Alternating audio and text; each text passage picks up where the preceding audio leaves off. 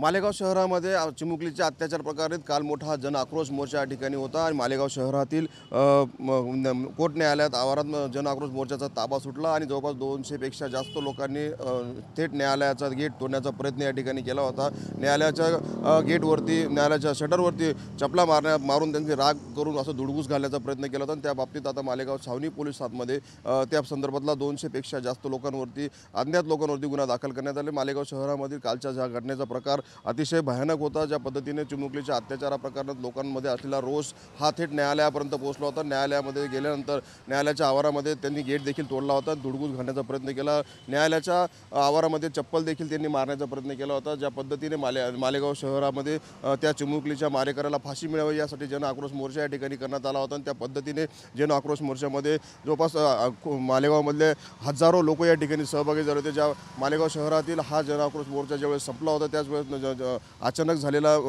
आरोपीला न्यायालयात आणल्याचा आरोप या ठिकाणी माहिती या ठिकाणी कोणी दिली आणि त्या माहितीच्या आधारावरती थेट आता त्या ठिकाणी धुडगूस घालणं आणि न्यायालयातील गेट तोडून मध्ये घुसण्याचा प्रयत्न त्या ठिकाणी करण्यात आला, परंतु पोलिसांमार्फत योग्य ते बंदोबस्त करण्यात आला आणि नंतर त्याच्यावरती नियंत्रण ठेवण्यात आलं आणि आता त्या थेट मालेगाव छावणी पोलिसात जवळपास 200 पेक्षा जास्त अज्ञात लोकांवरती गुन्हा दाखल करण्यात आलेला आहे। मनोहर शेवळा, टेरेन मराठी, मालेगाव।